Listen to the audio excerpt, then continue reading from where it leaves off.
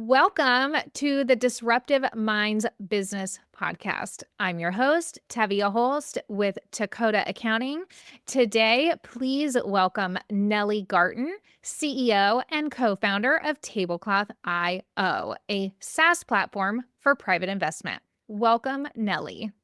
Thank you so much, Tevia. It's a pleasure to be here. Yes, awesome. So I do want to start off, obviously, tech and finance and investing are all big topics these days. And so I love to jump right in and play on the name of the podcast and say, what is something disruptive that you would say you have either taken part in your business or your industry, or that you have seen happen in your industry? Shouldn't be too hard for tech, right? There are so many directions to go on that one, but I will keep it fairly simple. I mean, the fundamental approach of Tablecloth is really attempting to disrupt certain sectors that were for a very long time not paying attention to the effects that they were having on the planet, the communities that they're in, for their employees. And so we're bringing a set of information to business leaders that will help them to understand, not only am I making a profit, but what impact am I having on the world that I care about? Sure.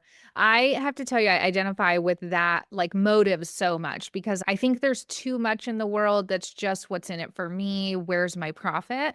And I identify in my company also with, okay, we will make profit. That is important. We got to pay for stuff. However, let's make a bigger impact while we do that. So I know in our pre-interview, we talked a little bit about this, so I'm going to go right there because it's a good segue into the ESG conversation in your industry, which is environmental and social governance. Talk to me about that and your mission and how you guys are interacting with that and your feeling on that. Yeah, I mean, it is a hot topic right now. And from my perspective, E, S, and G are components that every business has. If you have employees, you have a social impact. If you have a footprint, you have an environmental impact. And it's a matter of just whether you are paying attention to it. ESG also, from my perspective, it's not a score, it's not a mandate, it's information that helps you to make decisions for your business. And so that has been the perspective that we have taken from day one.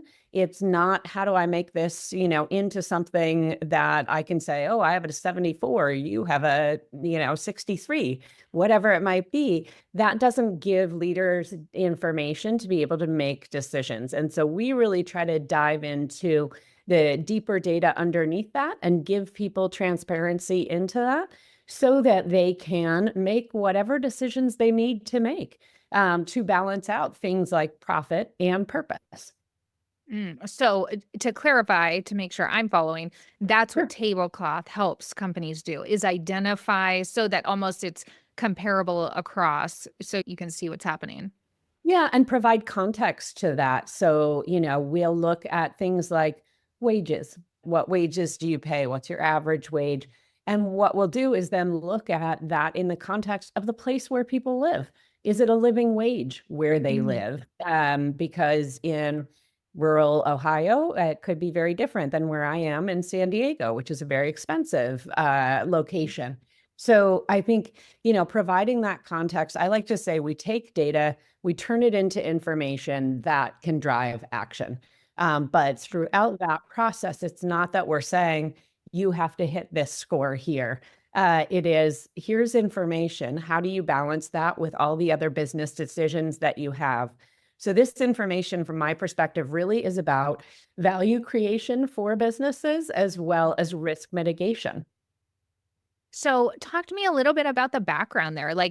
This is such a big job to identify, contextualize these things so that people can make actionable decisions. And I mean, the takeaway for our listeners would be, it doesn't really matter where you're starting, get the information, and it's all about forward movement. It's, am I doing better than I did last year? It's no different than setting your goals and your financials and are making positive progress. How did you land here? What is a little bit of maybe background that brought you to the importance of this message? Sure. So I never would have pegged that I would be working with private equity and finance, that I would run a technology company. So I come at this, I have a PhD in policy and management, and was both an academic, but also really a practitioner. So worked with hundreds of different types of organizations to help them do better in general.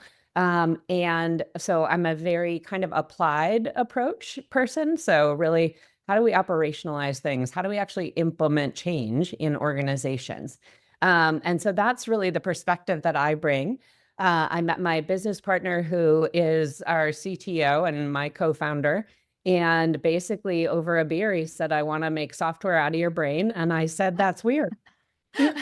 Um, and here we are 9 years later. And so basically, a serial entrepreneur who was very good at productizing these ideas. So really, we're kind of bringing both of those pieces together to bear on a sector that typically, has not always been seen as the best actor in the world. Private equity sometimes has the reputation of coming in, stripping value out of companies and Mhm. selling them for parts kind of thing.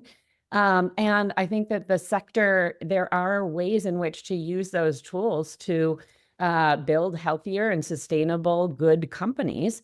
And so that's what we're helping them to evaluate, is whether they're doing that with looking at what are those ripple effects that they're having. So helping people to understand, I mean, the living wage is a good and easy one, but also things like turnover rates. I mean, are Mm. you just turning through people? If so, that's a significant cost to your business. And so, what are maybe the underlying reasons for that? And are there ways that you can reduce that? That's a really easy target for people to understand how they're creating value for their company. I'll give one other quick example, Yeah. safety rates. So we have a fund that works mostly in manufacturing, many different types of manufacturing companies. And they realized that, they had really high workers' comp insurance because they had a lot of safety incidents. And Mm. so that's something they can make very actionable and say, okay, this is something we're going to work on. And at each business, they get to figure out what are the different ways in which we could improve on safety. And that can have lots of impacts. People stick around longer, employees are happier, you're not paying high rates of insurance. All those sorts of things are the impact of understanding what was at the root of that problem. I just love hearing your examples because I feel like it's a lot of things that people talk about and a lot of maybe theory, even you're coming from high education and you're really implementing it into a real thing. And so, am I understanding correctly that the investors that you tie with, they really are using your software to then evaluate that they want to invest in these companies because they are paying attention to the right things and making advances in these? Yeah, it's both in the due diligence phase where they're trying to understand what are the, risks or opportunities that they might Mhm. have. But then also in the hold period, it really creates value for them throughout holding these companies, making them better companies. They have better exits as a result. Mm. So for private equity, it's something that, their whole purpose is to add value Sure. to the companies and to try and grow that value and then to exit them after a certain amount of time. And so we're engaged from day one or, day negative because before they've even made the investment and then through the hold period and then at exit as well. Okay. So if I'm a company, we're very highly interested in this topic and having really high culture. We try to pay above market rate, all the things. So what does it look like? We have a listener, and they're really interested in this too. Do they work with you directly? How do you get the data and aggregate it? What does all that look like? Yeah, so that's really a lot of what our software platform is built to do. We have built kind of end-to-end software to help with that process. So basically, when we engage with a private equity fund, we identify what are the pieces of information that they want, because some of that varies depending on the industry that they're in and what's really material to the businesses that they are invested in. And so we will work with the portfolio company and identify where does that data live throughout your organization? Because the thing is, that's one of the challenges is often it lives in multiple places. It lives in your HR system and on your fleet vehicle tracker and in your finance department. And those folks aren't really talking to each other. And so we capture that both in surveys, but also try to get at source data as much as possible. So pulling line by line information out of your HR system, or for every vehicle that you have, we're pulling the fuel usage or those sorts of things. And so we bring all that data together, normalize it, also look at the quality of that data and make sure, is it complete? Do we feel confident in this data? And then we create a series of dashboards that we bring back to the company first to say, here's what we see. What do you see in this? Because they know their businesses better than anyone else. So they might say, oh yeah, we have this blip because maybe, these businesses are in a very hot place. And so that's summertime. So our costs for energy usage go up during that period, or those sorts of things. Sure. And then with that, we facilitate a conversation between the portfolio company leadership and the fund to say, what are the priorities? And then to track that over time, and to help them. We don't determine what those priorities are. They do, and the fund. So sometimes the fund will come in and say, okay, we want targets for all our companies on a certain metric. And then we'll help them to identify how do we get there from where we are. And, I think that piece, that action piece is something that's fairly unusual. Usually folks say, okay, here's your report and hand it to them. But we really think that feedback loop and thinking about how to implement those changes is really where the rubber meets the road. Mm. I would definitely identify, like for our listeners, that's such a great takeaway that you just identified for your company that's applicable to all is any service industry or product. I mean, it doesn't work anymore to just deliver and say good luck. You've got to engage. You've got to say, okay, now let's translate this for you. What does this mean? How can you get the most out of it? So that people are feeling value for the report that they're getting, whether it's on ESG items or finance or, whatever it may be. So good takeaway there is make sure that you're bringing in that customer service piece and the value prop of let's have a conversation about these results.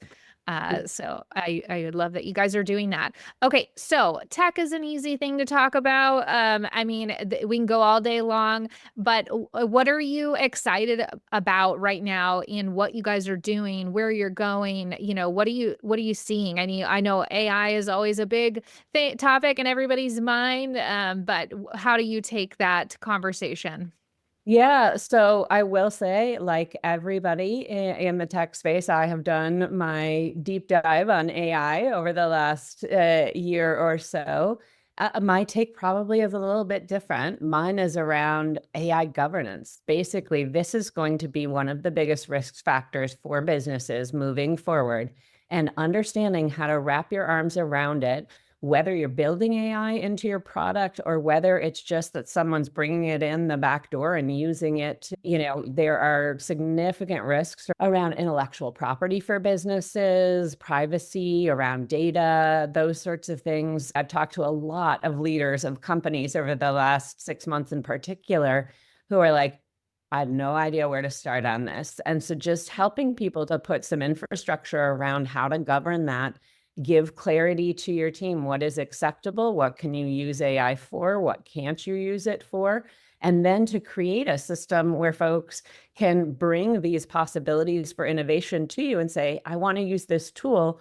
Let's assess the risks, but then figure out how we can do this, because there is tremendous opportunity for using these tools to be innovative, to do things so much faster. I mean, I will admit I use AI every single day, and it makes me so much better at my job. I am still a very firm believer that there needs to be a human in the loop, because there also are a lot of challenges with it in terms of algorithmic bias, in terms of, accuracy of information that you're putting out there. I'll give one tiny example. We had someone who had put together a slide deck out of AI, and it took them, 5 minutes, and it was about to go to a client, and I read it and I said, "Uh, first of all, like, can you speak to all these points?" And, Right. having to make sure that we know what's in there, that we think it's accurate. Like, my nerdy brain reads all of these things and matches up and says, is this the same summary as I would have gotten out of it? So there's still tremendous value in critical thinking and the analysis that we do as humans.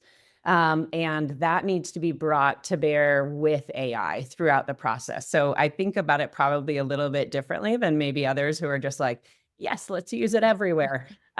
Let's use it, but let's make sure we know what we're doing.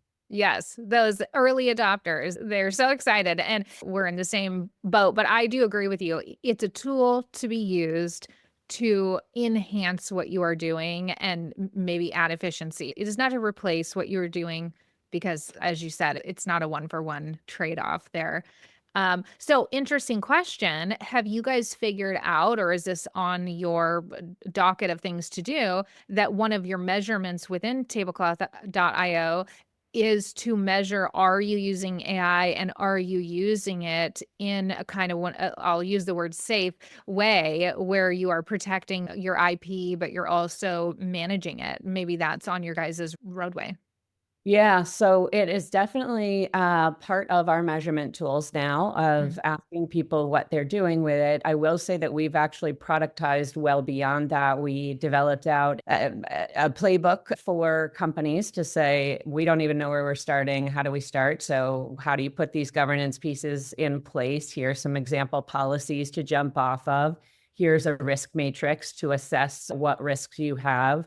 Here are some education tools for your team. We developed actually a whole framework on how to look at it throughout your organization. And so we're in the process of productizing even more components around this, because I do think that leadership is going to need to wrap their arms around it very quickly in a lot of companies. And so we see it as an opportunity to help them to do that, but then also as a way to lead them into looking at some of the other things that they're doing as well from a Mhm. sustainability and governance and resilience perspective. Yeah, I like a point that you made there about the leadership because I do see kind of a division that could happen that has to do with risk, where maybe your executive team is out of the day to day, right? They have their head in long term. So you have the remainder of your team working in the day to day, looking for efficiencies, looking how to do their job better. And maybe they're adopting these tools without even having maybe a company wide adoption because they're learning about them quicker, and that begins to open risk for a company I could see because maybe you have something happen that has to be responded to, and the executive team didn't even know that's what was being done or sent out, much like the summary you were discussing that, oh, now we have to retroactively respond to this, and we didn't even know this tool was being used. So Right. now we have to have a whole process around it. So Yeah. uh, something to It's watch out for. Yeah, it's the biggest risk area. It used to be sort of, from a cyber perspective was external. And now it's a little bit more, I think it's about 70% of leaders are looking at it through more of that internal lens. So where are those things coming into our businesses? And do we know how they're being used? What data is being put in there? So you can get ahead of those moments, just as you're saying. Yes. Yeah. All right, a Mhm. little bit of a shift. I want to go. We've talked more external and how your product works in the industry and how we might interact with it. So, as the CEO of your firm, and we've talked a lot more about process, but I'm very intrigued. I'm a CEO. How do you spend your day, Nelly? Like, what does it look like? What are you focused on? What does that look like for you? Yeah. Oh gosh, how do I break that apart? Every day looks a little bit different, as I'm sure that you can understand. I feel like, you have to be very good at switching every, Mm. hour to a completely new thing. So I'm going from this podcast. I have a board meeting later today. I have two client calls. I mostly a lot of how I spend my time is identifying within my team ways in which I can support their work. It's really a nice place to get to. Um, where for a long time, I felt like I was still leading in a lot of conversations. Now I have a team that owns their own components of it and gets to just raise their hand and ask for help when they need it. And that's when I get to jump in and be helpful internally. And then a lot of my time is on brand building and being out in the conversations in the world around impact and ESG and sustainability and data. And so whether that is writing pieces, whether that's being on panels, whether that's just being a part of those conversations and being a little bit more the external facing person, be that with investors, be that with potential clients, be that with other thought leaders in the field. So every day is really a new adventure. And that's what I love about it, because I love learning new things. I mean, when I raised some venture capital a couple of years ago, I feel like I got, a master's in economics and a law degree at the same time, because looking at the detail of every step of that, you just are continually learning. I think, that's one of the things I enjoy in life. And and there are always new opportunities. I mean, I never thought I would be an AI person. And now, I can at least speak the language to a basic level. Sure. It's in your everyday, probably. Along with that, another good topic for our listeners to take something from is you have a larger company now, you have a staff that you can support instead of be the primary of. What is the biggest difference that you have seen from being a smaller stage company in the change for you, the change in your company, maybe what you're focused on and how it operates? Yeah, I think for me, it has been, I describe it as the move from being the doer to being the teacher, and Mm-hmm. sort of uh, figuring out how to create both systems and processes that others can follow. A lot of the time in the early days, it was sort of like, it's just my gut feeling. Here's how we're going to go. This is, it was a lot more based on the interactions that I was having, as opposed to bringing someone else along and recognizing they're going to need to understand what is the decision tree that I'm going through in my head, and actually articulate that so that it's the same decision tree that others can follow. So creating that infrastructure, systems, processes is what allowed us to get to this place of being more of a teenager company as opposed to, small child. Sure, sure. Instead of early stages. So I'm hearing takeaway there, make sure that you're having some good documentation of what it is that you would have done in that scenario to set them up for success. I think that's important for us to all get down and do that. Along with that, couple more questions here from internal. What would you say from your experience, someone else that's starting out that's early stage, is there anything you wish you had done sooner or that you learned along the way that would have helped you sooner that someone might be able to implement? Hmm. I mean, there are so many things that I would have done differently. And I think, gosh, what is something that someone else can kind of take from that? I'm having a hard time coming up with something quickly. I guess it would be that, first of all, I am so thankful to have found a great partner whose brain is really different than mine. Mm, And then also, the biggest thing I think that makes our team and our company successful is the people that are a part of this team. And so, I don't know if this was me being kind of first time entrepreneur, that I probably held on too closely to things to mm, begin with. And, really the magic comes when you empower others to take ownership, to have ideas. Not that I didn't, but I think that, I had this was kind of my baby for a little while, and I needed to really let others take ownership and have influence. We try to keep a pretty flat organization in terms of any idea can come from anywhere. We want everybody's voice in it. And I'm really proud of the culture that has developed as a result. So really just empowering your people earlier.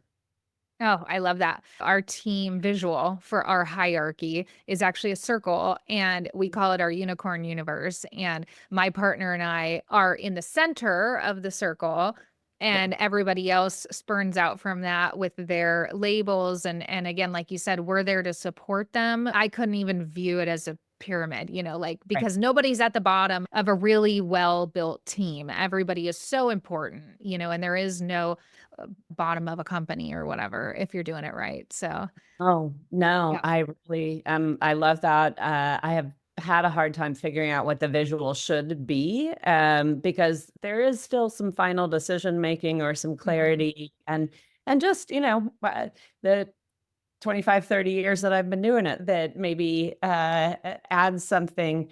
But honestly, everyone on my team does their job better now than I could ever do it. And Mhm. that's an awesome place to get to. Whereas it used to be like I thought of us as utility players that could plug in anywhere. I Yeah. mean, I really couldn't at this point. Yes. My favorite thing is to tell my team because we do have softwares that we use, but for their particular roles or jobs, I don't even know them. I'm sure I have a login. I've never been in it. And my favorite thing to say is, you can't lean on me for that software because you know 10 times better than I would ever. So Right. I that autonomy is a little nice to know that they have it handled better than you do sometimes.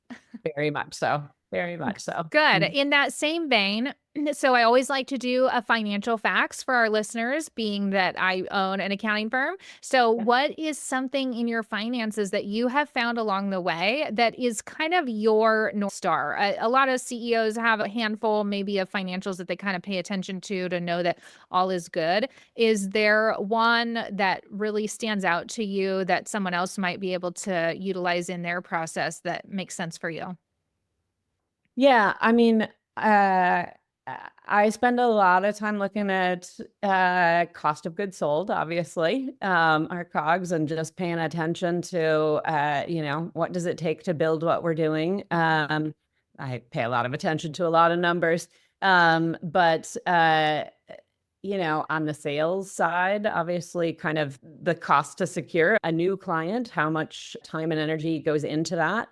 We have a relatively high cost product and high value. And so it's a long sales cycle. So Mm. that's another thing that I'm looking at a lot is just how, looking at that funnel and all the metrics within it of where are those real opportunities? What are the closest to dollar efforts that we're making? Yeah. I don't know if this is relative for you guys depending on how you're doing billing, but for others out there that have SaaS products, we've definitely seen also it's keeping an eye on the cash cycle because the accrual over a SaaS revenue product can be another one that's helpful for sure. Very much so. And we, changed over obviously to accrual methodology years ago, as we matured a little Mhm. bit. And I remember telling my partner, because he'd be like, oh, okay, we're here. And I'm like, no, no, what does our bank account say? Yeah, how's the flow actually coming in? Yeah. Well, and I know it's one thing people don't think about is, everybody wants to think about tech unicorns that they put some money in, they had some coding done, now they're these billionaires or whatever. But the reality is that I actually am married to a prior coder, and it's incredibly expensive to have a product built and built well. I tell my partner all the time, QuickBooks is kind of the bane of our existence. Intuit is not known for good customer service, and that does not align with my values. And so we talk all the time about, we should make a competitor. But when you really consider what it takes to make a great product that would, in fact, compete, it's immensely expensive. So, no, I'm not surprised that you have yourself done fundraising to do that. Yeah. I mean, we probably spent the first 5 years just cobbling it together as best we could based on revenue. And then we got to a place where we knew what we wanted the product to do. And we knew it was going to take an infusion of capital to be able to move it to that level. We did that in 2021 and 2022. And we're, a year into kind of the full cycle of running through using the new software. And it is incredible. It has probably 3x the amount of clients each one of my team can take on. Oh, good. It just streamlines all that work. It used to be a million emails back and forth and lots of meetings.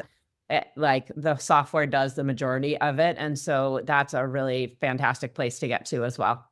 Oh, good. I'm glad because many Yeah. many people don't even achieve like a great functioning software after all the investment. So, congratulations. That is a big feat. I know that. So, good. Awesome. All right. Well, okay. Just a couple more things here that I would say are useful to go over. I mean, in the short and kind of medium term, you kind of touched on this, but like more specifically, what are some goals that you're looking to achieve?